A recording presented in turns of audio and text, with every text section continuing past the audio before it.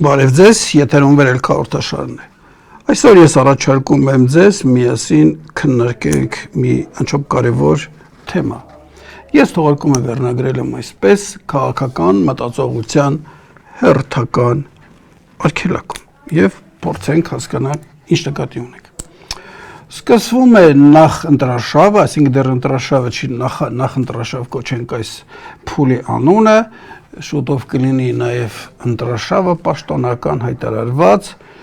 եւ եթե նայում եք մեր երրորդ հանրապետության քաղաքական պատմությունը, ապա նման դեպքերում, երբ ընտրաշավ է կամ ասենք շարժումներ են, այդ փուլում քաղաքական մտածողությունը արգելակում է գնում։ Գնացքներում տեղյակ եք, որ կա ձեռքի արգելակ, այսպես քաշում ես, գնացքը կանգնում է եւ քաղաքական մտածողության նման ձևի արգելակում է գնում, խորքային մտածողություններ իրականության վերաբերյալ դուրս են դրվում, տեղը զիջվում է արդեն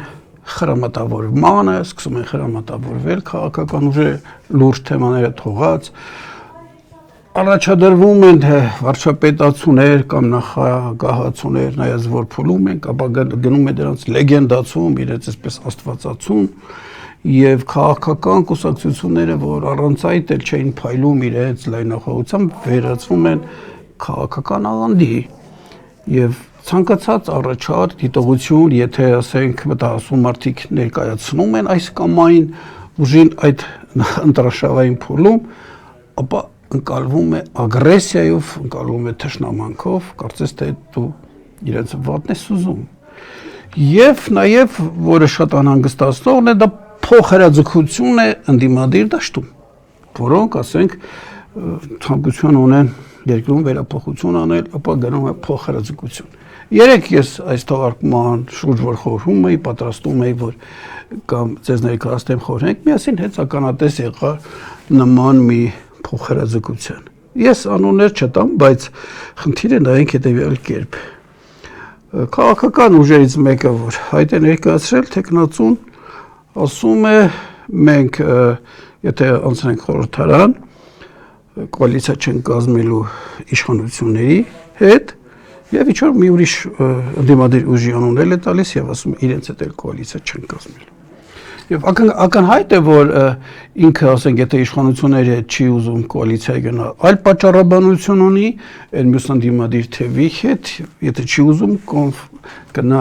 կոալիցիա, այլ պարզ է բոլորովին այլ տարբեր այլ պատճառաբանություն ունի։ Բայց ահա սկսվում է գրոհը այդ ընդդիմադերի մյուս ուժի կողմից, ինքը մեզ հավասարացրեց այս մարդու հետ, իշխանության գլխի հետ։ Ոնցամ ես չեմ տեսնում նման հավասարեցում եւ ես համոզված եմ նա որ դա ասել էր ինքը իր պատճառաբանությունները ունի թե ինչու ասենք ես մեկի հետ չի գնում կոալիցիայի կամ ինչու է հիմա հայտարարում ես չեմ բացառում որ երկուսն էլ եթե անցնեն կոալիցիա կազմեն բայց այս փուլում զգուշավորություն ամեն մեկը մտածում է իր հեղինակության մասին էլեկտորատի հնարավորին չափ շատ շերտերի ուշադրությունը գրավելու մասին համենայն դեպս ես որքան ես էի տեղյակ այդ տեսանյութը, ես չտեսա հավասարեցում։ Բայց ահա մարդիկ գուցե նրանց է, որ ես այդ մարտադաշտում չեմ եւ կարողանում եմ կողքից նայել սառը մտքով ինչպես ասում են ու սառը սրտով, իսկ ահա մասնակիցների համար դա ընկալվում է որպես դավ, ինչ որ բան են տեսնում խոր մտքեր եւ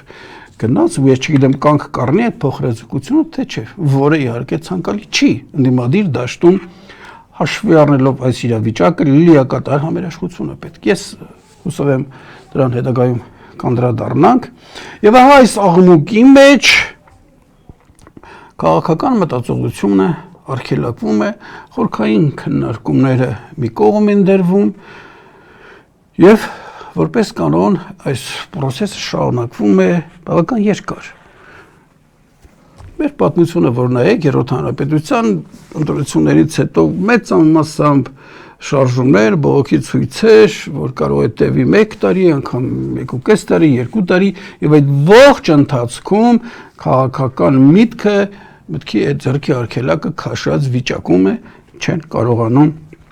դուրս գալ այդ վիճակից եւ ստացվում է, որ ամեն մի ընտրաշավ, ամեն մի շարժում իր հերթին բերում է քաղաքական մտքի արգելակում։ Եվ մի իրողություն էլ նկատեմ, ձեր ուշադրությունը հրավիրեմ, ասենք յետադրենք, թե շարժումներ են եղել, այս շարժումները որպես կանոն չեն հաջողում, չի եղել դեպք, որ քննարկեն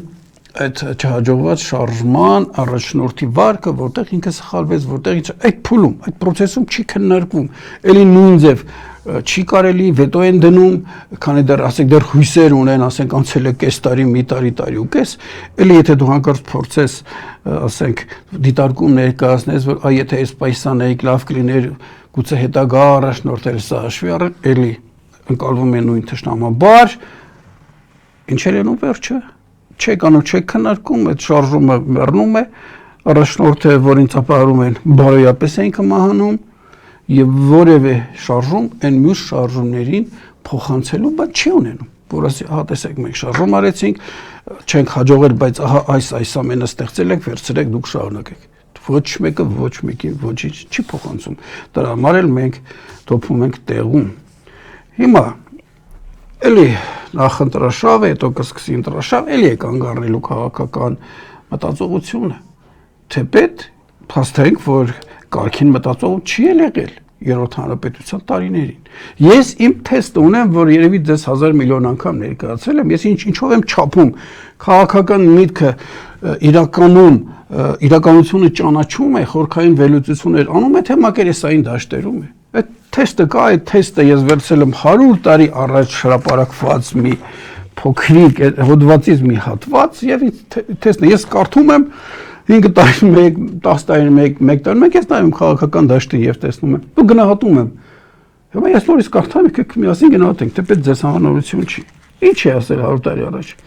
պիտի որոնենք փնտրենք գտնենք մեր դժբախտությունների իրական պատճառները սա 1 ճանաչենք մեր իրական վերքերը 2 ախտորոշանքի պիտի ընդարգենք մեր ժողովրդի հոգին 3 որից հետո միայն խոսք կարող է լինել բուժումի մասին Բարդ, ծանր, ինչ-որ մի բան։ Քաղաքական միտքը, եթե ինքը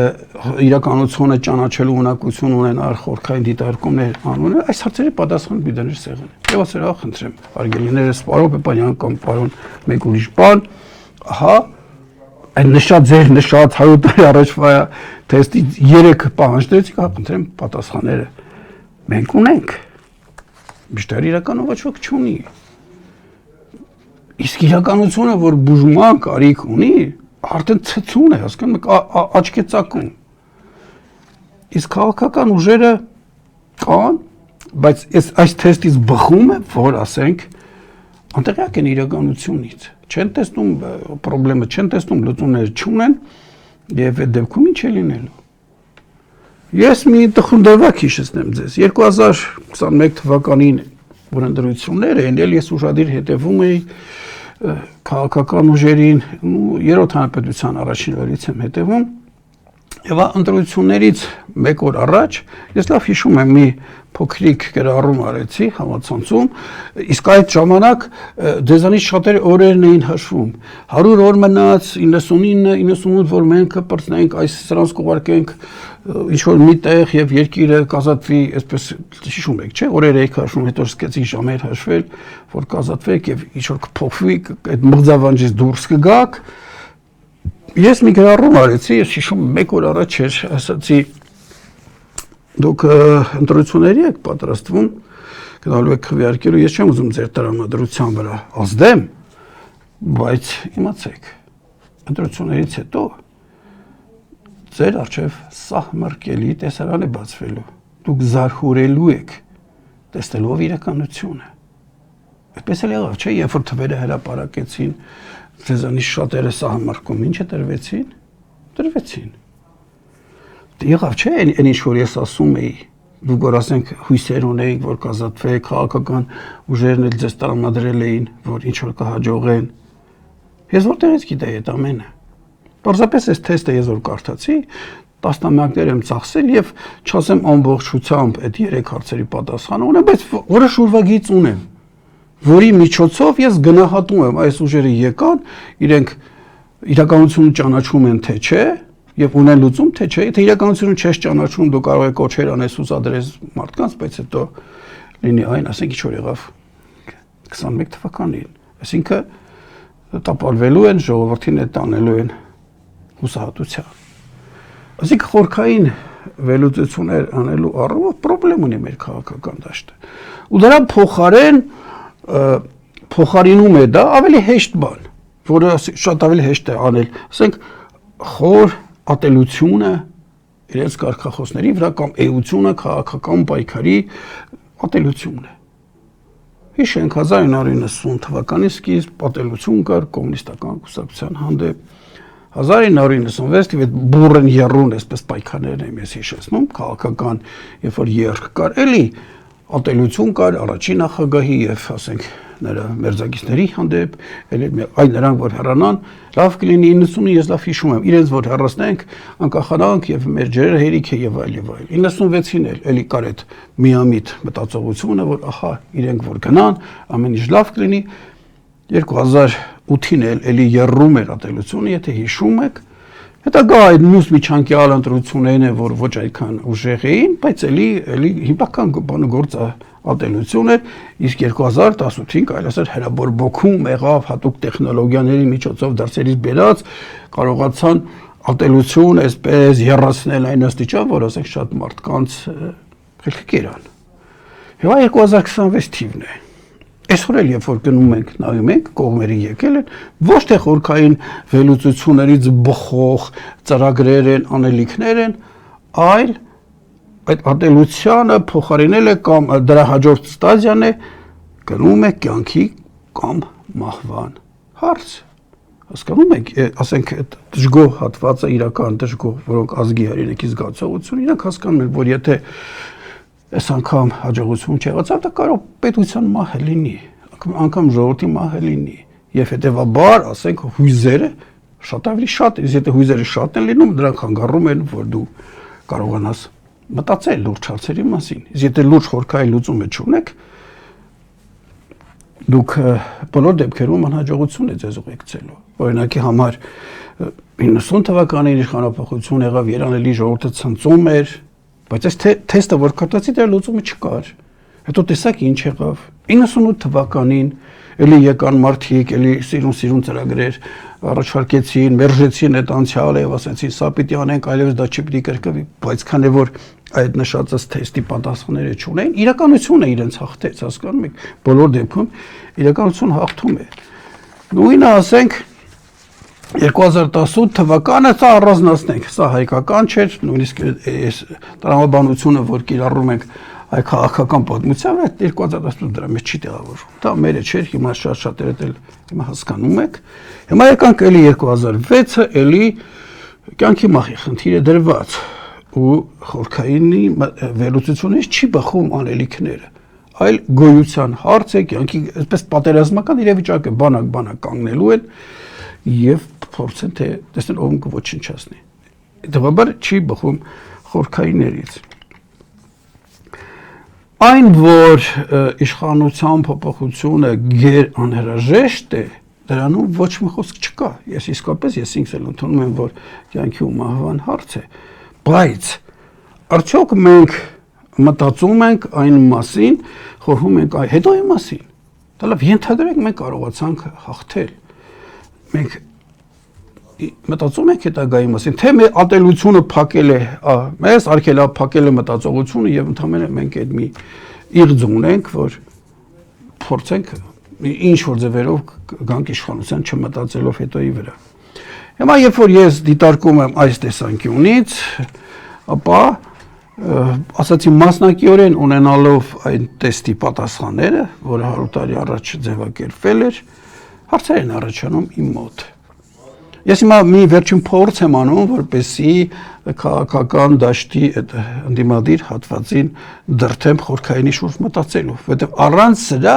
ապագա չի լինի, եթե անգամ հաղթեցի։ Ես երկու օրինակ բերեցի, չէ՞ որ հաջողվեց իշխանապողություն, բայց արդյունք չեղավ։ Հիմա եկեք հարց տանք այսպես։ Ընդհանրենք թե ընդդիմադիր հատվածը հաղթեց եւ եկավ իշխանության։ Ասած եղել է չէ՞ նման դեպքեր, երբ որ հաջողացել են գալ իշխանության։ Եթե կարդաք, ասենք այդ հաղթածների այն ժամանակվա հաղթածների ծրագրերը, որ ծրագրերով որ իրենք եկել էին, ապա ուրախության արդյունքները կխեղդեն ձեզ։ իսկապես ճիշտ բաներ են գրել, ցանկալի, բաղձալի, բայց հետո գիտեք, հետո չեղավ։ Հիմա ինչ երաշխիք, որ հիմա ենթադրենք, թե հաջողեցիք, որ նույնը չի լինի։ Հիմա շատերին իսկ ասեն, պարոն Պեպանյան, դրա ժամանակը չի, երկիրը կործանվում է։ Կասեք, չէ՞, շատերը։ Ես դա լսում եմ արդեն 30 տարի։ Ու ես ասեմ, հարգելիներս, եթե այս հարցերի մասին չեք մտածում, ու դուրս է գալի պայքարների, դուք նպաստում եք երկրի կործանմանը։ Այ ինչպես որ այս վերջի 30 տարում նպաստեցիք հողմահացների դեմ պայքարելով փոխանակ հասկանալու իրականությունը եւ դրանից բխող քայլեր ձեռնարկելու, նույնը կարող է նաեւ հաջորդ անգամ լինի։ Եվ սուրբ լինելը, ասենք նոր եկողների, կարելի ասել անհրաժեշտ է, բայց բավարար չի։ Դուք կարող եք շատ սուրբ լինեք, դուք ընդօրինակելի լինեք, բայց ձեր առջև մի ծանր խնդիր լինի դրված, իսկ մեր խնդիրը գեր ծանր է, ես ընդամենը 100 տարվա մի դրվագը ներկայացրեցի, ու չկարողանաք։ Եթե չունեք այս լուծում, դուք լուծումը նախապես պիտի ունենաք այս նշածս թեստի, որ հաջողություն ունենաք։ Հիմա եկեք հարց տակ, ունեն, ասենք արդեն տեխնացուների անունները շրջանառում են, ունեն իրենք այս հարցերի պատասխանները, ես որ ասում եմ։ Չկա, իսկ եթե չկա, ապա հավանականությունը մեծ է, որ բոլոր դեպքերում մենք հայտնվենք նույն տեղը, մենք հայտնվենք նույն այն ունդում, եթե անգամ հաղթենք, էլ ինչ որ խնդիրների առաջ կանգնենք, կամ էլ մեզ կհերեն դեպի այդ անդունդը, ինչպես հերեցին, ասենք 18-ին, ու ասեմ դες աստիճ կամած հերում էին 2018-ին արդեն թափով հերեցին։ Եթե մենք մեր խնդրը չենք հասկանում ու ճիշտ լուծումներ չունենք, պարզ է, որ ասենք քաոս է լինում, այդ քաոսից էլ օգտվում են որոշակի ուժեր եւ մեզ ուղարկում են այնտեղ, որտեղ որ իրենք էին ուզում։ Հետո հարց կառաջանա, իսկ ինչ է պահանջում իրականությունը, պարոն Պեպանյան, այդ ինչ ես ասում, այդ ինչ չեն անում, որ ասենք հիմա էլ մեղադրանք եք ներկայացնում։ Ես ասացի, տեստի մեջ կար, իսկ նույնիսկ այս դրա ուղղությունը ինչ անելու, իրականությունը, հայկական իրականությունը, ինչ է պահանջում, ինչ ծանր խնդիր է եւ ինչ է պետք անելը, դա ձևակերպել են։ Դժտեհը, Հայկ Ասատրյանը 100 տարի առաջ, 90 տարի առաջ։ Ես ինքս նվաստս իրենց աշխատությունները լրամշակել եմ խորքերը տեսնելով, հնարավորության իմ կարելիության սահմաններում աշխարհի փորձը քննելով եւ ներկայացրել եմ առաջին նախագահի, երկրորդ նախագահի, երրորդ նախագահի շրջապատներին, ես սրանց էլ եմ ներկայացրել։ Ես վերջերս էլ այդ նույն թեմայով, թե իրականությունը ինչ է պահանջում, վերջերասել 1 տարի առաջ մոտավորապես բազմամակ եմ հղել, կոչվում էր բազմամակ Սամվել Կարապետյանին։ Հիմա համարեք այդ բազմամակը ուղղված է բոլոր նրանց, ովքեր որ ներկայանում են որպես ընդդիմության տեխնացու, որպես վարչապետի տեխնացուներ։ Ես հորդորում եմ իրենց փոխանցեք, թող ուշադիր լինեն, որովհետև եթե այդ հարցերի պատասխանները չկա, լուծումը չկա, ապա արդյունքը էականորեն չի տարբերվելու։ Սրա համեմատ կտարբերվի, բայց այն նախորդներից, որ ունեցել ենք, դրանից էականորեն չի տարբերվելու։ Որտեղ այն ժամանակ իրականությունն էր մեր վրա իշխում։ Իսկ որպեսզի դուք կարողանաք փոխեք, դուք պիտի իրականությունը հասկանաք, դուք ինքներդ իշխեք իրականության վրա։ Հիմա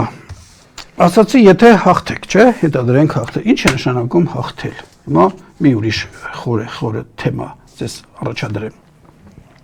Հաղթելու համար մոտավոր հաշվարկով 650,000 քվ պիտի ունենա այն տեխնացուն, որը հույս ունի, որ հաջողի 650,000։ Հիմա եկեք հարցնենք եւ մեզ եւ այդ տեխնացուներին 650,000 որևէ մեկը ակնկալիք ունի, որ այդքան քվեիրը կտան, հաշվի առնելով նախկին թվերը ես ձեզ ներկայացրել եմ։ Ենթադրենք, թե ինքը ակնկալում է, որ հիմա ունի կամ 15 օր հետո կամ 20 օր հետո կունենա 650,000 մարդ, որը ընդունում է իր ծրագիրը։ Հետևյալը ասեմ, եթե ես ունենամ 650,000 համակիրը, ովքեր որ ինձ ընդունում են, իմ ասածները ընդունում են եւ ասում, այո դու ճիշտ ես, ինձ ոչ քաղաքական պայքար պետք լինի, ոչ իշխանությունների դեմ կռվի գնալ կլինի պետք, ոչ էլ ընտրությունների գնալ պետք, ես այդ 650,000-ով ես կվերցնեմ երկիրի կառավարումը իմ ձեռքը, թող իրենց իշխանավորները իրենց պալատներում իրենց ուժանով նստեն այնտեղ։ Ես իրենց չեմ էլ ուշի, չեմ եկել այդ կողմերը։ Ես կվերցնեմ երկիրի կառավարում։ Անկամ 10 անգամ քիչով 65000 հոգի, եթե ես իմանամ որ կա որ ընդունում են, ասենք, ես ինչ պատկերացրի որ մի մոտեցում եմ ասել, ասում են, այո, քեզ հետ համաձայն եք, ես այդ 65000-ով էլ կվերցնեմ, աստիճանական քայլերով։ Ես իրականությունը կվերցնեմ։ Թող իրենք իրենց պալատներում մնան։ Ոչ էլ հիշեք իրենց, ոչ էլ այդ կողմ գնացեք։ Սա շատ հենց սա է խորքային վերլուծությունները աշխարհի փորձ հաշվի առնելով իրականության մեջ ինչ-որ փոփոխությունների գնալը։ Ես դեմ չեմ իհարկե հեղափոխություններին, հեղաշրջումներին, ես ասել եմ այդ ամենամեծ հեղափոխականների մասին վեպեր եմ գրել, եթե գրել նշանակում իմ մեջ էլ կա այդ կայիցը, բայց մեր իրականությունը այնպիսին է, որ ես այլ հակված եմ այս ճանապարհով գնալու։ Հիմա այսքանից ասել եմ, խելացի մարդիկ ասում են, եթե դուք ուզում եք իրականության մեջ էական փոփոխություն անել եւ ուզում եք գաք իշխանության եւ երկիրը, ասենք, A կետից տանեք B կետը իդես համար երանել, դուք պիտի 95% անեք մինչեւ իշխանության վերցնելը։ 95%-ը որևէ մի տեխնացու քաղաքական ուժ իսկ կարող է ցույց տալ գոնե 10%, որ արել այն ինչ որ ուզում է ինքը թղթերը, չէ, հիմա ծրագրերը ներկայացնում, դրա 10%-ը ցույց տալիս։ Ահա, խնդրեմ եկեք գնանք, այստեղ ես ձեզ ցույց կտամ։ Կարող են ցույց տալ։ Ասելով չի, թղթերի վրա գրելով չի, հասկանում եք, որ ասի ես որ գամ, ես այս կանեմ, ես այն կանեմ։ Ես բավական հարցեր կտամ, ու դուք կգնեք նեղության մեջ։ Ձեր ասածը նախ արդյոք իրականությունից է բխում, հետո ինչով եք անելու։ Ես հիմա կամաց գալիս եմ դրան։ Բա որպես հուշում, ասեմ թե ումից սովորեք, թե ինչ ենթադրենք թե ունեք այն թվով համակիր, ասենք 65000 կամ 70000 կամ 30000, ինչպես ասենք սկսեք իրականություն փոխելը։ Ինչը ինձ հուշեց, որ ես ավելի հստակ ասեմ, քաղաքական ուժերից մեկը հրավիրել է իրենց աջակցելու ազգության հրեա մի գործչի, ռազմական առումով։ Ես չեմ ուզում քննարկեմ դրա պլյուս մինուսները, դա հետագայում, բայց ընդամենը մի դիտարկում, ես որ ժամանակին 2 ամիս առաջ մի վերելքի մի տեսանյութ թողարկեցի եւ ասում եմ ինչ կարելի է սովորել հրեաներից, իսկ անչափ շատ բան կարելի է սովորել իրենցից, դրականները էլի։ Մի հատված կար, որ անմիջապես գրոհեց, մենք ոչինչ չունենք իրենցից սովորելու, պատճառաբանություններ են բերում։ Ես դա հասկանում եմ, ես իրենց հետ համաձայն չեմ, ես սատանայից էլ կսովորեմ։ Եթե ես զգում եմ, որ իմ երկիրը կործանում, ես բոլորից կսովորեմ։ Ես սովորել եմ, ես ինչ որ ասում եմ, այնպեսի մի կուսակցությունից, որ իրենց առաջնորդ անունը որ տալիս եմ, շատերը ուշաթափվում են։ Բայց խելացի բաներ կար այստեղ, ու ես զգում եմ, որ մեր բուժումը դրա մեջ է։ Չբացեմ փակագծեր։ Լավ, ասինքն որ հրավիրում եք, դուք հաշվի առեք հասարակության կարծիքները։ Ինչպես կվերաբերվեն դրան։ Սա հպանցիկ, բայց հիմա ամենակարևորը, որ հրավիրել եք, դուք գիտեք, իրենից ես իհարկե կարևորում եմ ռազմական գործը, բայց հիմա եթե դուք պաշտպանության համակարգ եք ուզում արդիականացնեք, մարտահրավերներին դիմակայում, ես ուրախ եմ, բայց հարց է առաջանում, ինչով, ինչ կադրերով, արդյոք դուք ունեք այն որակի ժողովուրդը, որը պիտի այդ ամեն ինչ անի, իրականացնի այն ծրագիրը, որը դուք ուզում եք ունենա։ Հիմիկվա թղթերն էլ, որ դուք նայեք անվտանգության եւ այլ, ցանկացած նախարարության, որ նայեք, ֆոտո չեն հասկանում եք, լավն են։ Պարզապես չկան այն մարդիկը, ովքեր պիտի իրականացնեն այն ինչու թղթերի վրա գրված է, այդ մարդիկ չկան, հասկանում եք։ Ու հարց է առաջանում, ես այս ուղղում եմ բոլոր թեկնածուներին դիմադիր, որտեղից եք բերելու այդ մարդկանց։ Տասնյակ հազարներով, 100,000-ներով, որ իշխանական համակարգ սկսած համայնքներից, այսպես մարզերով, գործակալություններով, նախարարություններով եւ այլ բերեք, որ իրականացնեն այն, ինչը որ դուք ուզում եք անեք։ Դուք չեք տեսնում մեր ուժային կոչվող կառույցների ներսում գտնվող մարդկանց։ Դրանց թույլ է ինչի կարելի ասել։ Այս պարսկական դեմքերը պարզ բացեցին, չէ՞, վարակույրը եւս մի անգամ։ Տեսակ իսկական տղեկը որոնք են, որոնք պետություն են պահում, անվտանգություն են պահում, այնմուսները։ Որտեղից եք բերելու նման մարդիկ հազարներով։ Այ հենց դրա համար եմ ասել, որ հրավիրել եք հրեային, այն հարցրեք։ Ինքը ձեզ շատ հարցերում օգտակար կլինի, հուսով եմ իրենց պատմությունից լավ տեղյակ է, եւ կասի ձեզ, մինչև իշխանության գալը, անգամ միջև ընտրություն գնա, դա պիտի արած լինեիք։ Այդ մարդիկը, որ ուզում եք գան այդ ձեր ծրագիրը, դուք պիտի ունենաք, աճեցրեք, դուք ինքներդ աճեցնեք։ Հիմա հարցը դա ինչպես, չէ՞ որ մենք իշխանություն չենք։ Իրեն հարցրեք, ինչպես է կիբուցի ստեղծել անհրաժեշտ որակ ունեցող մարդիկ, ինչպես եք աճեցրել այնտեղ եւ ինչպես եք դուք դա արել ծանր իրավիճակում թշնամական երկրում դուք կարողացել եք ինչ որ կիբուցներ ստեղծեք ու այդտեղ աճեցնել մարդիկ, որոնք հետո ձեզ պետք են գալու պետության համար։ Ուրեմն իրենք պետություն ունեցել են, ասենք 1940-ի վերջերին,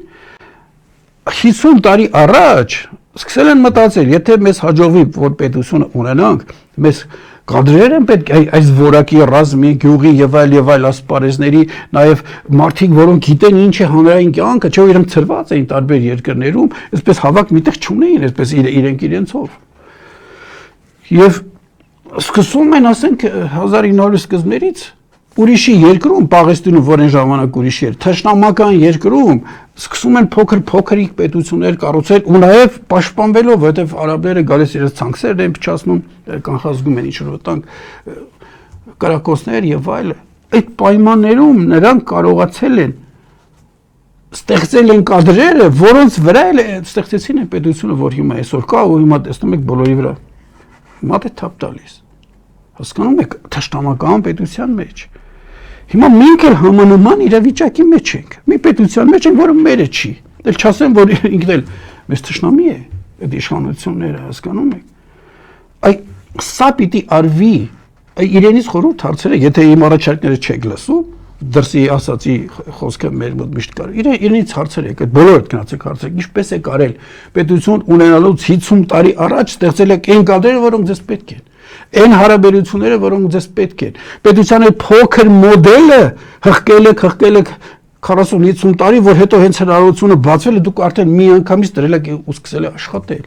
Ինչպես են արել։ Այս սա պիտի լիներ մեր անելիքը այս 30 տարվա մեջ։ Ու հիմա էլ ես ինքս այս ուղղությամբ բավական մտածումներ ունեմ եւ գրքեր եւ Facebook-ում կա դրված ազգային վերելքի ուղիղում դետալներով այդ անելիքները ներկայացված է եւ այդ նշած է ժողովրդի փորձից ելնելով եւ ուրիշների եւ մեր առաջին հանրապետության շրջանի հատկապես Նժդեհի կյանքի փորձից դա կա ազգակիների միություն խումբ այնտեղ են դրված տանելիքներ տեսանյութեր այդ աշխարհի փորձի հիման վրա որ այն նույն բանն են առաջարկում ինչի օրինակը որ բերեցի ես վերցրեք արեք մոռացեք ինձ համարեք այդ թղթերը գտել ես որևէ մի հեղինակային իրավունք չունեմ ես դրանք չեմ հնարել սա պիտի արվեր հասկանում եք պատկերացրեք եթե հիմա արված լիներ այդ ամեն ինչը որ կա այդ 95%-ը եւ ընտրությունների ժամանակ ձեր գործը հեշտ կլիներ հիմա այսպես կույր չեք գնա ինչ-որ մարդկանց այդ պատահական հանդիպելու փորձեք համոզել ձեզ քվե կտան թե քվե չեն տա իսկ դուք արդեն կունենայիք ձեր վստահելի մարդիկը ձեր միկրոպետությունները Հայաստանով ծրված եւ արդեն իրենք իմանային ինչ էին անում ու եթե գայեք իշխանության չէին մտածում այդ կադրերը որտեղից բերենք այդ կադրերը աճացրած կունենեք ինչպես իրենք են արեցի ու գերմանական էլիտան էլ էր այդ նույն բանը արել աշխարհում շատ փորձեր կա այդպես սա պիտի արեր եւ այդ դեպքում եւ ընտրությունների ժամանակ մեր գործը հեշտ կլեր հետո ենթադրենք իշխանությունը չտվեցին իշխան այդ դեպքում էլ դուք իմանում եք որողությամբ շարունակեք ձեր գործը դուք ընտրությունը դες համար թամի միջոց էր որ փորձեք արագ վերցնեք իշխանությունը չստացվեց ձեր գործը շարունակում եք ընդլայնվել իսկ մեր մոտ ինչ որ հույզեր չեղավ վերջ մեռավ չև երբ ուսա այն դեպքում հարգելիներս եւ որ այս իշխանությունները որոնք արտաքին կառավարման տակ են դիմադրելու են թե ինչ կարգի են դիմադրելու ինչ ձևերով են դիմադրելու դա էլ պարտավոր են իմանալ ընդդիմադիր վարչապետի տեխնացուները որպես հետո չասեն գիտեք մենք չգիտենք իրենք խախտեցին ժողովրդավարական չգիտեմ ինչի ինչեր Երկու բառ են ասում, ժողովուրդը չեկավ մեր հետևից, նրանք օրենքները խախտեցին։ Դուք պիտի իմանաք, որ օրենքները չեն աշխատում այստեղ, ուժն է գործում, ժողովուրդը եթե ձեր հետևից չեկը, ձեր մեղքն ինչի՞ չեք աշխատել ժողովրդի հետ, գոնե իմ ասած ձևերով, որ դուք որոշակի քանակություն ունենայիք։ Որ հետո լումանակ ինչ եք անում դրանից հետո։ Ես առաջիկայում կանդրադառնամ թերևս երկուշաբթի օրը, թե այդ դրսի ուժերը, որոնք կառավարում են Հայաստանը, դիմակայության ինչ քայլեր կկիրառեն մեր ընդդիմադիրների դեմ։ Սա էլ պետք է իմանանք, ոչ թե ինչ-որ մարդկանց, եթե ասում են կյանքի ու մահվան, մենք պետք է իմանանք, որ իրենց համար էլ է կյանքի ու մահվան։ Ես քերների նկատի ունեմ, էլի։ Հիմա, այս ծանր զրույցը ես եզրափակում եմ մի տիկնոջ գրառումը քննելով, որը համոզված եմ նաև ձեր սրտից կբխի, մեծամասամբ համաձայն եմ, ինչ-որ չափով չէ, անհամաձայնությունս կասեմ։ Ուրեմն խոսքը Ազատ Բաբայանի մի հոդվածանի կամ հոդվածի մասին է, բավական մեծ, ինչ է ասում։ Ասում ենք շատ։ Բայց ինչ կլինի, եթե նա կրկին հաղթի։ Սա այն հարցն է, որ ես հաճախ եմ լսում եւ շարունակությունը։ Բայց ինչ ենք անելու։ Այդ պահից սկսած մենք ըստ էության ոչինչ չենք կարող անել, եթե ասենք մնացին իրենք։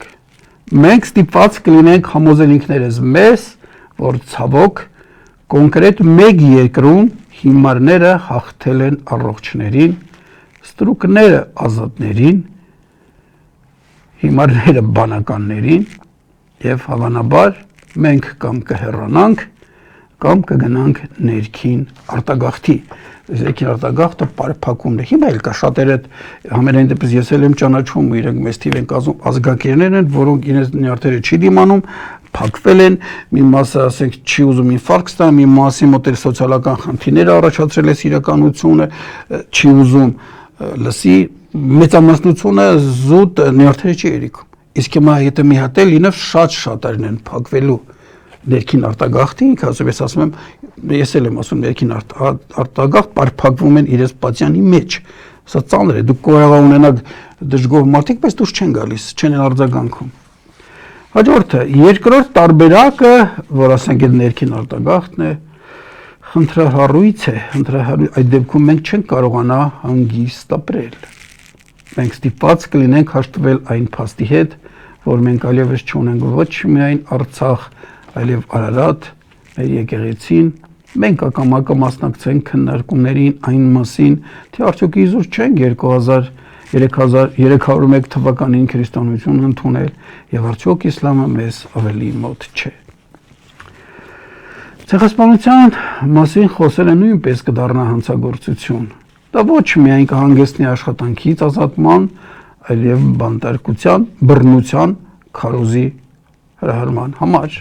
Դպրոցներում ադրբեջաներենը կդառնա պարտադիր, եթե նրանք վերադառնան արևմտյան Ադրբեջան։ Եթե նրանք վերադառնան արևմտյան Ադրբեջան, մենք ստիպված կլինենք ինչ-որ կերպ շփվել նրանց հետ։ Նրանք իրենք չեն սովորի հայերեն, մենք դա արդեն անցել ենք։ Այսօր լիբերալները իմաստուն կերպով հարցնում են. Ինչ իմաստ ունի ազգային ինքնությունը, եթե արհեստական բանականությունը շուտով կկառավարի աշխարհը։ Եվ գուցե նրանք մասամբ ճիշտ են։ Միայն թե նրանք մեզանից խնդրում են դառնալ ոչ թե արհեստական բանականության կողմից գերիշխող ավելի մեծ աշխարհի մաս, այլ թուրքական աշխարհի մաս։ Համաձայնեք, տարբերություն կա։ Իսկ գուցե հայերը պարզապես հոգնել են հայ լինելուց, կարող եք ասել դուք, հնարավոր է։ Այդ դեպքում մենք կփակենք հայկական պետության էջը։ Մեր ինչին է պետք այն, եթե մենք դառնելու ենք թուրքական մեծ աշխարհի մաս։ Եվ ոչ թուրքական երկրներում հարմարավետ բնակություն հաստատած հայեր այդ դեպքում հոգնած ու խելացի ճակատավոր դեմքով կգանգատվեն, ինչ կարող էինք մենք անել։ Եվ դա անկեղծ չի լինի, որովհետև նորմալ հայ քաղաքացիներ առնվազն պիտի գնան ընտրությունների եւ չքվեարկեն, այստեղ մի հատ անուն կա, նրա օգտին, այսքանը։ Նույնիսկ եթե ձեզ դուր չեն գալիս ընդդիմության առաջնորդները, ընտրեք ձեզ ամենաքիչը դուր չեկողին կամ կատարեք պատահական ընտրություն։ Ի վերջո զարկ ցեք թե ում ընտրեք։ Այսօր այդքան էլ կարևոր չէ, թե դրանից հետո ով է գալու, կարևոր է, որ այն լինի մի մարդ եւ մի ուժ, որի համար Հայաստանը դեռ ինչ որ բան կնշանակի, մնացած ամեն ինչ կգա ավելի ուշ, իսկ երբ այս համաճարակը, որը գլխավորում է անհեթեթ որ կրամոլը, կանհետանա եւ որ նրա կողմնակիցները սրվեն հանդարտ ու լռեն։ Նույն այս պայդ ես այնքան համաձայն չեմ, որ ում ուզում եք ընտրեք, ես որ խոսում եմ դրա մասին էի ասում։ Ցանկալի է, որ գար մարդ, որ այդ հարցերի պատասխանները ուներ, բայց եթե չկա, հիմա ստացվում է, որ պիտի Ազաբաբայանի ասածով առաջնորդեն։ Շարունակենք տեքստը։ Ստացվեց չար տեքստ, որովհետև կուտակվել է։ Երբ լսում եմ, ես չեմ գնա ընտրությունների, որովհետև ոչ մեկին չեմ սիրում արտահայտությունը, հուսահատություն է սկսվում։ Եվ այնուամենայնիվ ես չեմ հավատում այդ մի հոգու հաղթանակին, որովհետև մի ազգ, որը այդքան նշանակալի հետք է թողել համաշխարհային մշակույթի, գիտության եւ պատմության մեջ, չի կարող պարզապես եւ ծիծաղելիորեն անհետանալ։ Ես ասում եմ որպես պատմաբան։ Ավարտեցինք Ազաբաբայանի տեքստի ներկայացումը, ինչ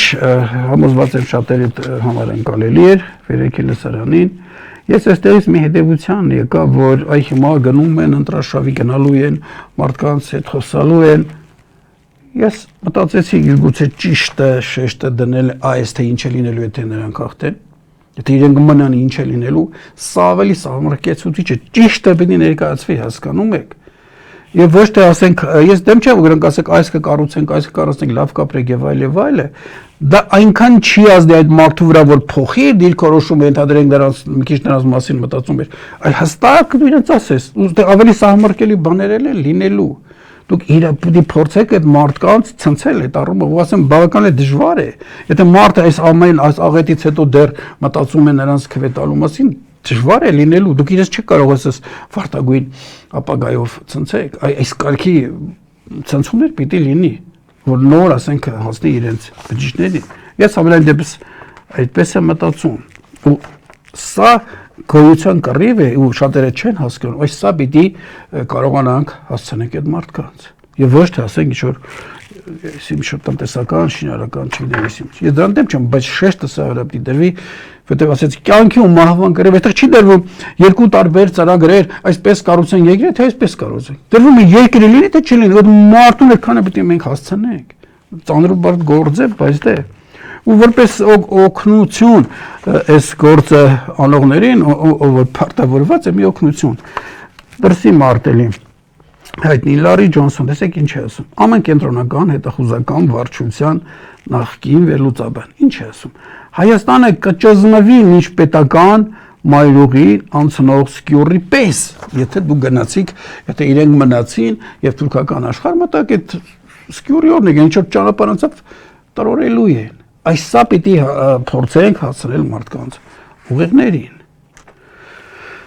Եզրափակելով իհարկե ես ասացի ճիշտ այնքան էր որ խորքային մտածողություններից գար նշված թեստի պատասխանները եւ այլ թեստերի պատասխաններ ունենային եւ այդ 95% չէ գորե 45% արած լինեինք ժողովրդի որոշակի շերտերի հասկացած լինեինք մեր կադրերը ունենայինք հասարակական որոշակի հարաբերություններ, ինչ որ մարզերում, քաղաքներում լինեին այդ մեր միկրոպետությունները կրող ինչ որ բջիջներ, որոնք գիտեն դա ինչ է նորը, այդ դեպքում շատ լավ կլիներ, բայց հիմա փաստային է որ դա չկա եւ ես այստեղ համաձայն եմ Ազաբաբայանի հետ, որ եթե դու հայ ես, կես համարում ազգակիր ես, գնա ընտրությունների։ Ինչու է սա կարևոր։ Մենք Եթե անգամ չկարողանանք իշխանությունը վերցնել, գոնե փաստացի ցույց տանք մեզ եւ աշխարհին, որ քվեներով գոնե հաղթել ենք, իրական։ Կարող է ինչ-որ կեղծեն, բայց իմացվի, որ մենք քվեներով հաղթել ենք։ Այլապես, եթե լինի այն ինչ-որ 21-ին, դա արդեն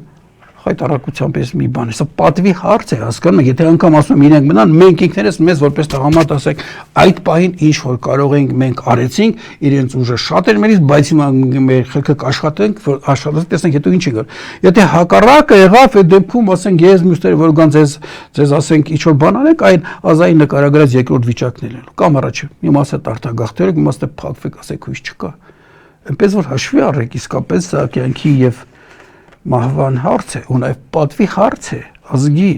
այդ հինավուրց, որ ասեց այս ամեն ինչը հետքերը թողել ու հեշտ ու հանգիստ չթողնենք, որի գնա, պատասխանատու ենք մեր նախնիների առաջ, հազարավոր նախնիներ,